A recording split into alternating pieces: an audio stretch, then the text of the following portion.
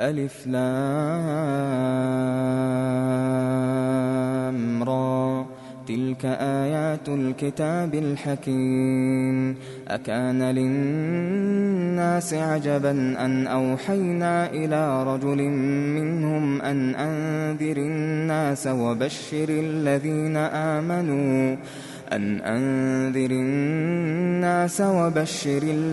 آمنوا أن لهم قدم صدق عند ربهم. قال الكافرون إن هذا لساحر مبين. إن ربكم الله الذي خلق السماوات والأرض في 6 أيام ثم استوى على العرش يدبر الأمر ما من شفيع إلا من بعد إذنه ذلكم الله ربكم فاعبدوه أفلا تذكرون. إليه مرجعكم جميعا وعد الله حقا إنه يبدأ الخلق ثم يعيده ليجزي الذين آمنوا وعملوا الصالحات بالقسط والذين كفروا لهم شراب من حميم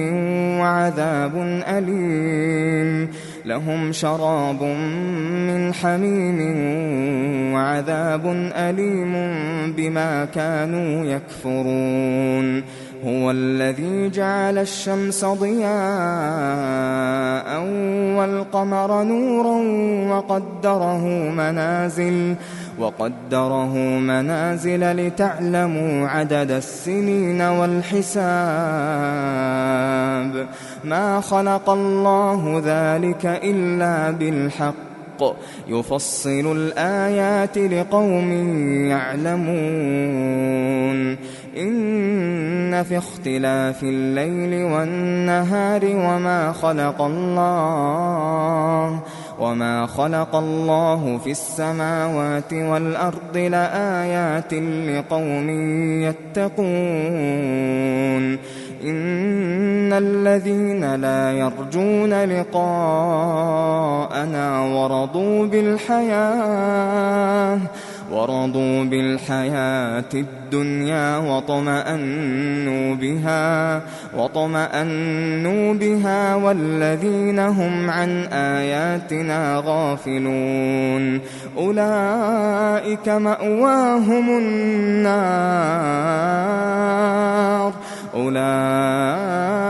مأواهم النار بما كانوا يكسبون. إن الذين آمنوا وعملوا الصالحات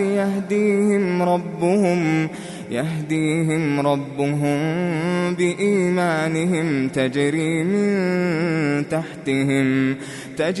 من تحتهم الأنهار في جنات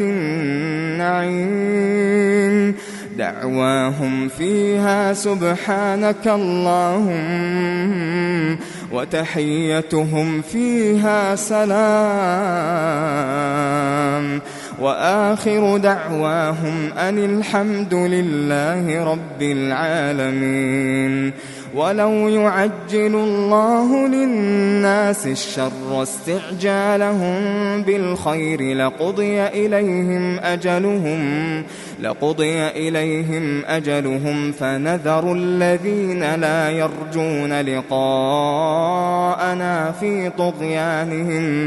في طغيانهم يعمهون. وإذا مس الإنسان الضر دعانا لجنبه أو قاعدا أو قائما فلما كشفنا عنه ضره مر كأن لم يدعنا إلى ضر مسه كذلك زين للمسرفين ما كانوا يعملون. ولقد أهلكنا القرون من قبلكم لما ظلموا وجاءتهم رسلهم بالبينات وما كانوا ليؤمنوا كذلك نجزي القوم المجرمين ثم جعلناكم خلائف في الأرض من بعدهم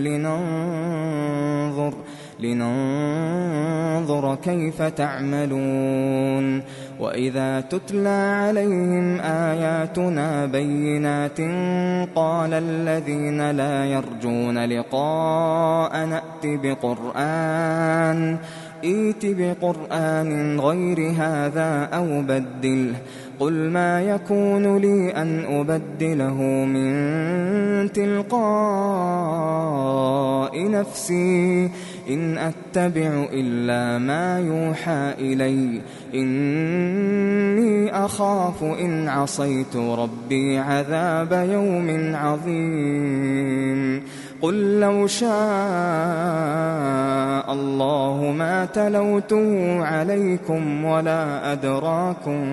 به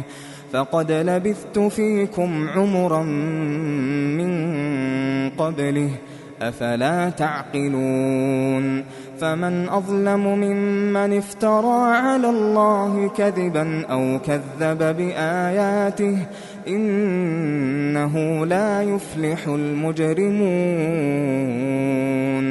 ويعبدون من دون الله ما لا يضرهم ولا ينفعهم ويقولون هؤلاء شفعاؤنا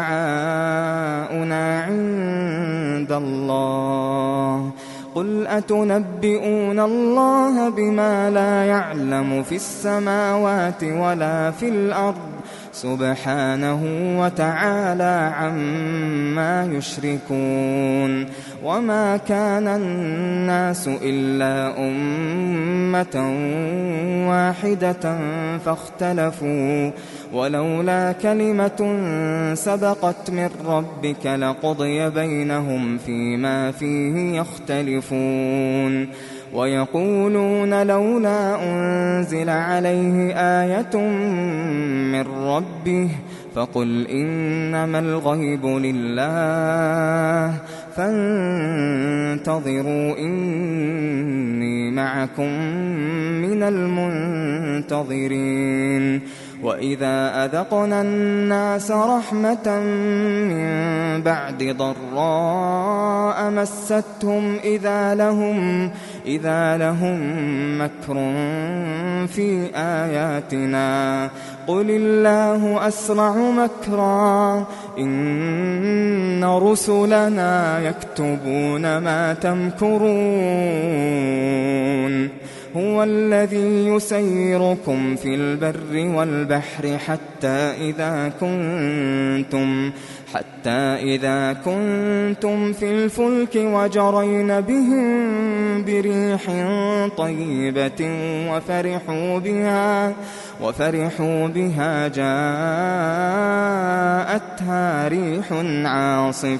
جاءتها ريح عاصف وجاءهم الموج من كل مكان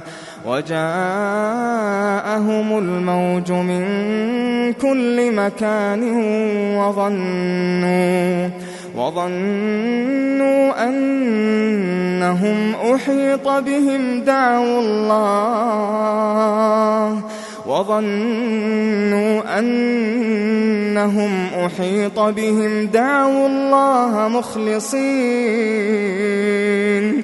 دعوا الله مخلصين له الدين لئن أنجيتنا من هذه لنكونن من الشاكرين فلما أنجاهم إذا هم يبغون في الأرض بغير الحق يا أيها الناس إنما بغيكم على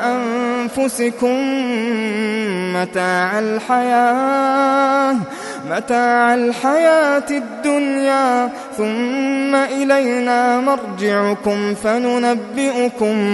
فننبئكم بما كنتم تعملون إنما مثل الحياة الدنيا كماء أنزلناه من السماء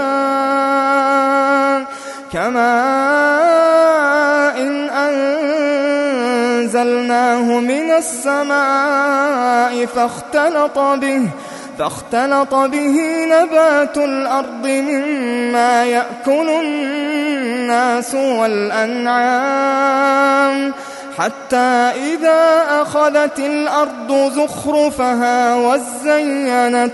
وزينت وظن أهلها أنهم قادرون عليها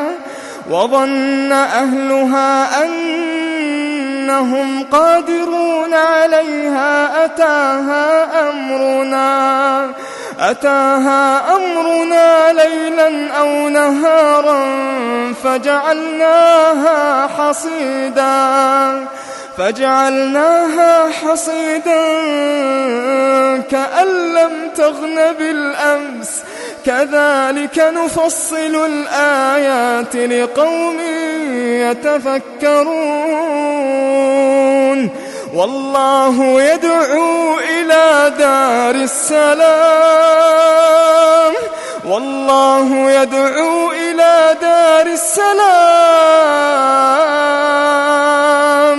ويهدي من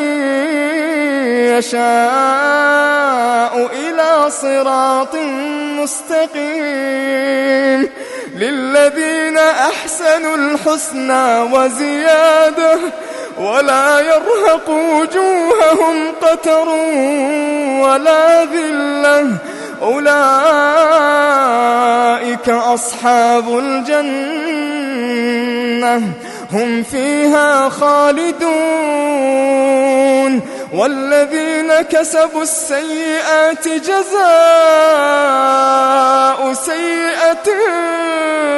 بمثلها وترهقهم ذلة ما لهم من الله من عاصم كأنما أغشيت وجوههم قطعا من الليل مظلما أولئك أصحاب النار هم فيها خالدون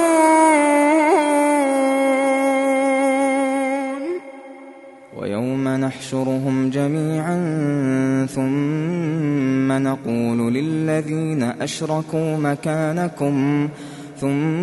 نقول للذين أشركوا مكانكم أنتم وشركاؤكم فزيلنا بينهم وقال شركاؤهم ما كنتم إيانا تعبدون فكفى بالله شهيدا بيننا وبينكم إن كنا عن عبادتكم لغافلين هنالك تبلو كل نفس ما أسلفت وردوا إلى الله مولاهم الحق وضل عنهم ما كانوا يفترون قل من يرزقكم من السماء والأرض أم من يملك السمع والأبصار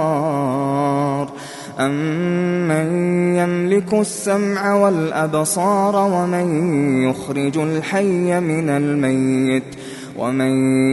يخرج الحي من الميت ويخرج الميت من الحي ومن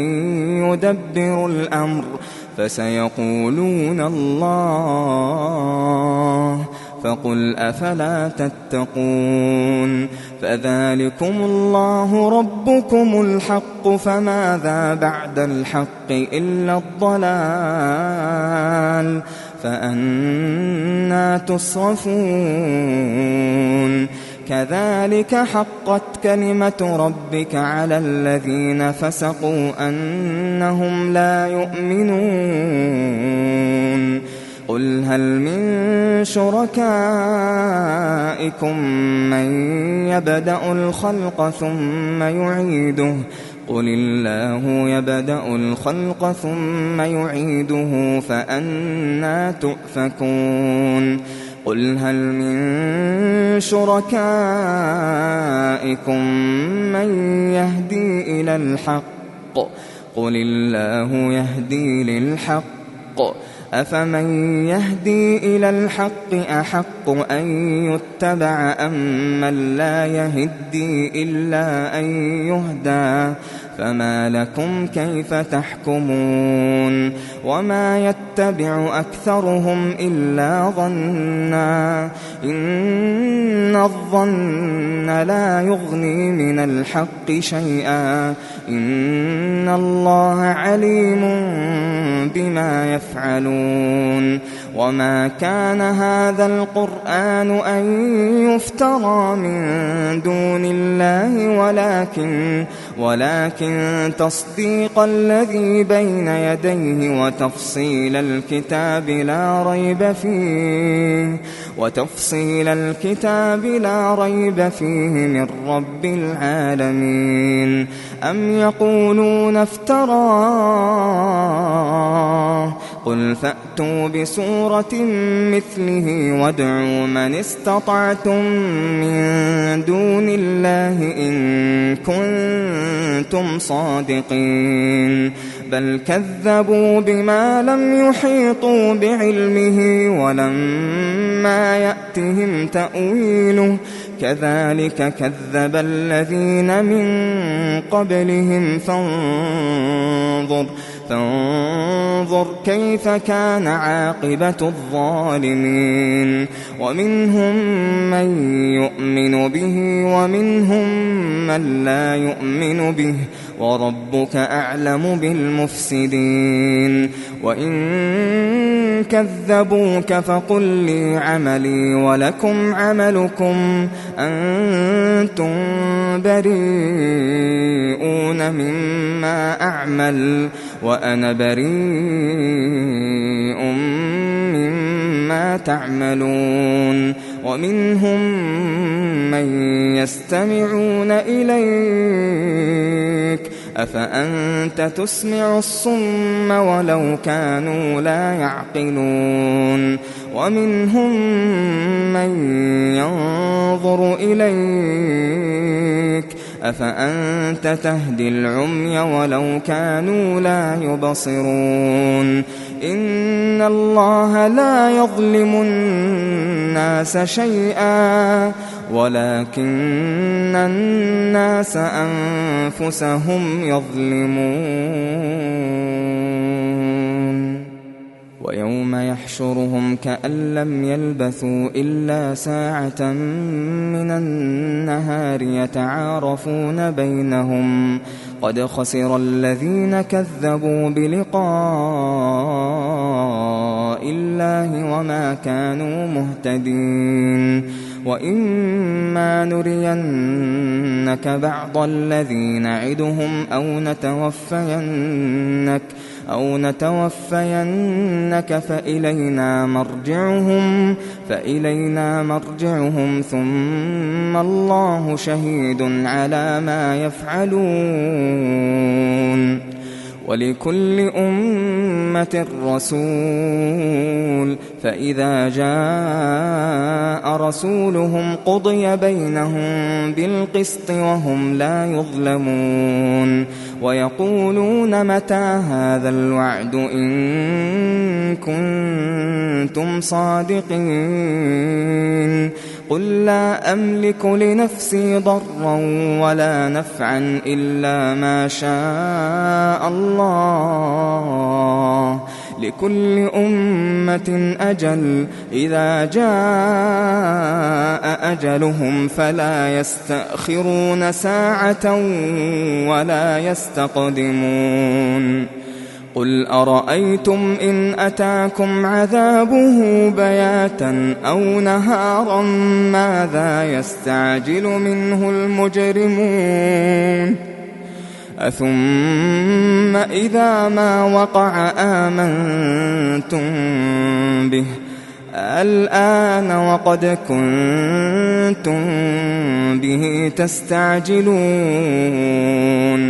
ثم قيل للذين ظلموا ذوقوا عذاب الخلد هل تجزون إلا بما كنتم تكسبون ويستنبئونك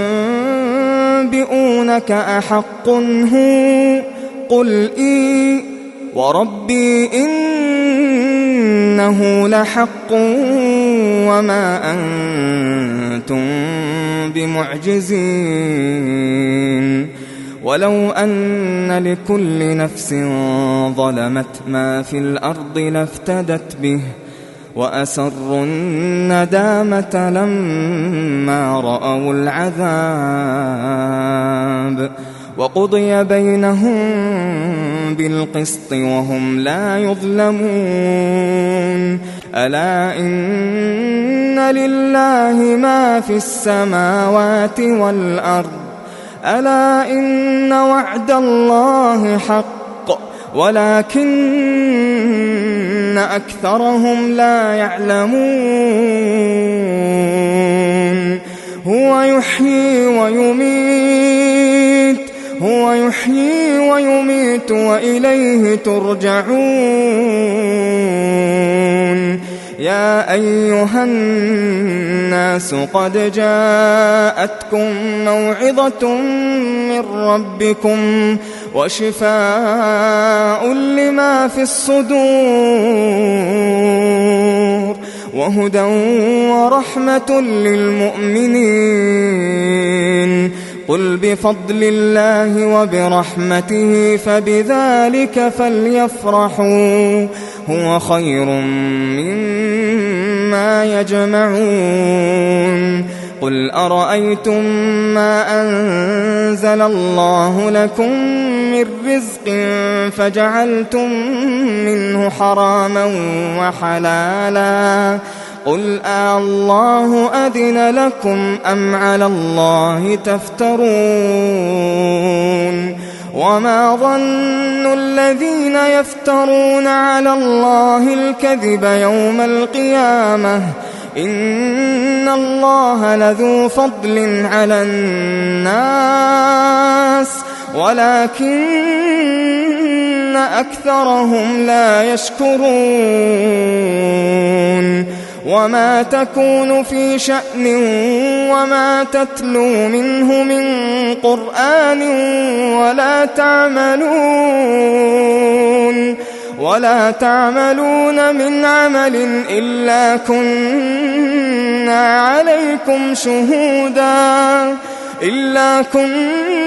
عليكم شهودا إذ تفيضون فيه وما يعزب عن ربك من مثقال ذرة في الأرض ولا في السماء وما يعزب عن ربك من مثقال ذرة في الأرض ولا في السماء ولا أصغر من ذلك ولا أكبر إلا في كتاب مبين ألا إن أولياء الله لا خوف عليهم ولا هم يحزنون الذين آمنوا وكانوا يتقون لهم البشرى في الحياة الدنيا وفي الآخرة لا تبديل لكلمات الله ذلك هو الفوز العظيم ولا يحزنك قولهم إن العزة لله جميعا هو السميع العليم. ألا إن لله من في السماوات ومن في الأرض وما يتبع الذين يدعون من دون الله شركاء إن يتبعون إلا الظن وإن هم إلا يخرصون هو الذي جعل لكم الليل لتسكنوا فيه والنهار مبصرا إن في ذلك لآيات لقوم يسمعون قالوا اتخذ الله ولدا سبحانه هو الغني له ما في السماوات وما في الأرض إن عندكم من سلطان بهذا أتقولون على الله ما لا تعلمون قل إن الذين يفترون على الله الكذب لا يفلحون متاع في الدنيا ثم إلينا مرجعهم ثم نذيقهم العذاب الشديد بما كانوا يكفرون واتل عليهم نبأ نوح إذ قال لقومه يا قوم إن كان كبر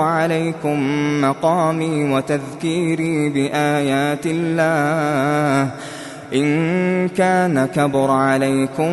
مقامي وتذكيري بآيات الله فعلى الله توكلت فأجمعوا أمركم وشركاءكم ثم لا يكن أمركم عليكم غمة ثم قضوا إلي ولا تنظرون فإن توليتم فما سألتكم من أجر إن أجري إلا على الله وأمرت أن أكون من المسلمين فكذبوه فنجيناه ومن معه في الفلك وجعلناهم خلائف وأغرقنا الذين كذبوا بآياتنا فانظر كيف كان عاقبة المنذرين ثم بعثنا من بعده رسلا إلى قومهم فجاءوهم بالبينات فما كانوا ليؤمنوا بما كذبوا به من قبل كذلك نطبع على قلوب المعتدين ثم بعثنا من بعدهم موسى وهارون إلى فرعون وملئه بآياتنا فاستكبروا وكانوا قوما مجرمين فلما جاءهم الحق من عندنا قالوا إن هذا لسحر مبين قال موسى أتقولون للحق لما جاءكم أسحر هذا ولا يفلح الساحرون قالوا أجئتنا لتلفتنا عما وجدنا عليه آباءنا وتكون لكم الكبرياء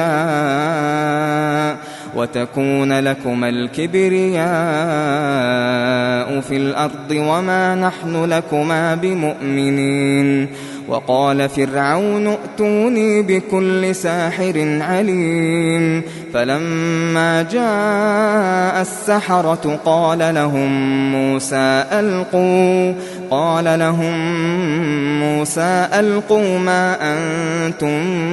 ملقون فلما ألقوا قال موسى ما جئتم به السحر إن الله سيبطله إن إن الله لا يصلح عمل المفسدين ويحق الله الحق بكلماته ولو كره المجرمون فما آمن لموسى إلا ذرية من قومه على خوف من فرعون وملئهم أن يفتنهم وإن فرعون لعال في الأرض وإنه لمن المسرفين وقال موسى يا قوم إن كنتم آمنتم بالله فعليه توكلوا إن كنتم مسلمين فقالوا على الله توكلنا ربنا لا تجعلنا فتنة للقوم الظالمين ونجنا برحمتك من القوم الكافرين وأوحينا إلى موسى وأخيه أن تبوأ لقومكما بمصر بيوتا وجعلوا بيوتكم قبلة وأقيموا الصلاة وبشر المؤمنين وقال موسى ربنا إنك آتيت فرعون وملأه زينة وأموالا في الحياة الدنيا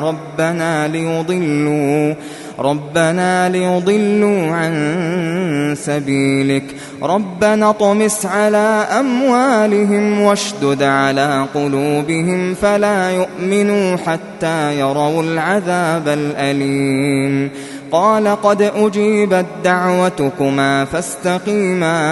فاستقيما ولا تتبعان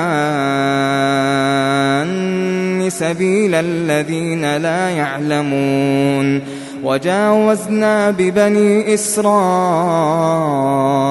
البحر فأتبعهم فرعون وجنوده بغيا وعدوا حتى إذا أدركه الغرق قال آمنت أنه لا إله إلا الذي آمنت به بنو إسرائيل وأنا من المسلمين الآن وقد عصيت قبل وكنت من المفسدين فاليوم ننجيك ببدنك لتكون لمن خلفك آية وإن كثيرا من الناس عن آياتنا لغافلون ولقد بوأنا بني إسرائيل مبوأ صدق ورزقناهم من الطيبات فما اختلفوا حتى جاءهم العلم إن ربك يقضي بينهم يوم القيامة فيما كانوا فيه يختلفون فإن كنت في شك مما أنزلنا إليك فاسأل الذين يقرؤون الكتاب من قبلك لقد جاءك الحق من ربك فلا تكونن من الممترين ولا تكونن من الذين كذبوا بآيات الله فتكون من الخاسرين إن الذين حقت عليهم كلمة ربك لا يؤمنون ولو جاءتهم كل آية حتى يروا العذاب الأليم فلولا كانت قرية آمنت فنفعها إيمانها إلا قوم يونس لما آمنوا كشفنا عنهم عذاب الخزي في الحياة الدنيا ومتعناهم إلى حين ولو شاء ربك لآمن من في الأرض كلهم جميعا أفأنت تكره الناس حتى يكونوا مؤمنين وما كان لنفس أن تؤمن إلا بإذن الله ويجعل الرجس على الذين لا يعقلون قل انظروا ماذا في السماوات والأرض وما تغني الآيات والنذر عن قوم لا يؤمنون فهل ينتظرون إلا مثل أيام الذين خلوا من قبلهم قل فانتظروا إني معكم من المنتظرين ثم ننجي رسلنا والذين آمنوا كذلك حقا علينا ننجي المؤمنين قل يا أيها الناس إن كنتم في شك من ديني فلا أعبد الذين تعبدون من دون الله ولكن أعبد الله الذي يتوفاكم وأمرت أن أكون من المؤمنين وأن أقم وجهك للدين حنيفا ولا تكونن من المشركين ولا تدع من دون الله ما لا ينفعك ولا يضرك فإن فعلت فإنك إذا من الظالمين وإن يمسسك الله بضر فلا كاشف له إلا هو وإن يردك بخير فلا راد لفضله يصيب به من يشاء من عباده وهو الغفور الرحيم قل يا أيها الناس قد جاءكم الحق من ربكم فمن اهتدى فإنما يهتدي لنفسه ومن ضل فإنما يضل عليها وما أنا عليكم بوكيل واتبع ما يوحى إليك واصبر حتى يحكم الله وهو خير الحاكمين